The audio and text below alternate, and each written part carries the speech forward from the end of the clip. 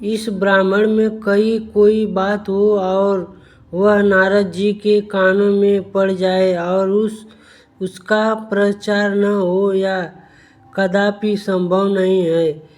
उन्होंने तो संचार तंत्र का यदि गुरु का कहना अधिक उपयुक्त होगा।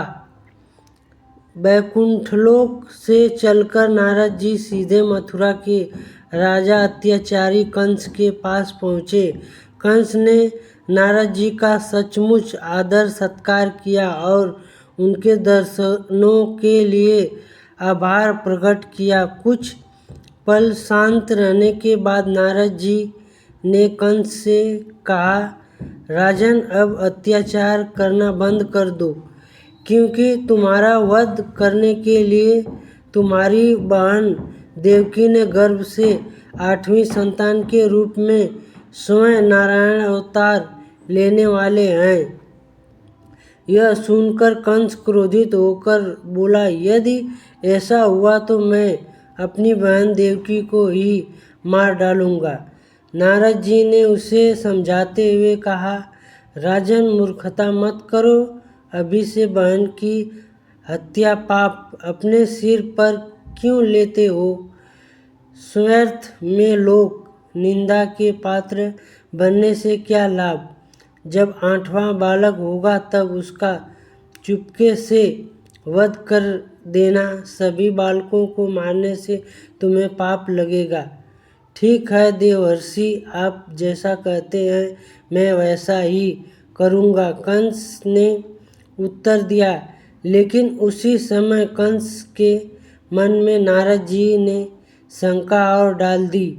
उन्होंने एक कमल का फूल मांगकर उसे दिखते हुए कहा, राजन, इस कमल के फूल को देखिए, इसकी पंखुड़ियों को कहीं से भी गिना जा सकता है। फिर यह कैसे पता चलेगा कि देवकी का कौन सा पुत्र 8वां होगा? यह सुनकर कंस सोच में पड़ गया। यह तो आप ठीक कहते हैं नारद जी, फिर तो मुझे देवकी के सारे बच्चों को मारना होगा। नारद जी ने उसे चेतावनी देते हुए कहा, मरवाना नहीं, मारना होगा। दूसरे पर भरोसा करना ठीक नहीं है। राजन, जो काम करो अपने हाथों से करना।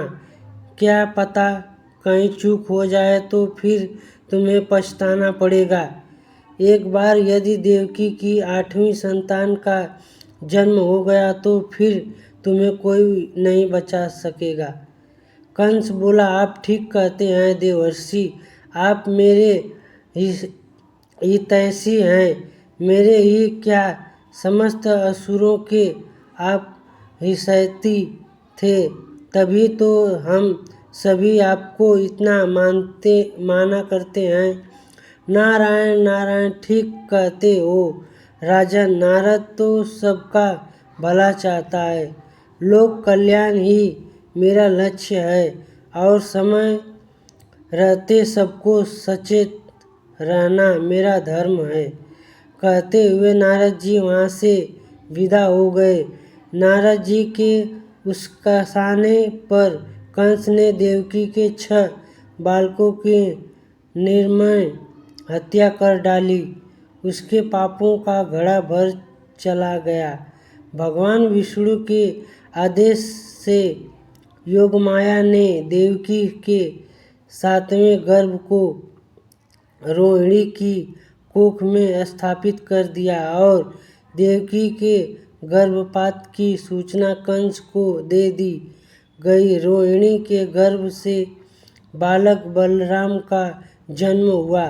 देवकी के 8वें गर्भ में स्वयं नारायण अवतारी हुए। तब योगमाया ने गोकुल गांव की गोपी यशोदा की नवजात पुत्री से देवकी के पुत्र को बदल दिया। वासुदेव ने यह कार्य स्वयं किया।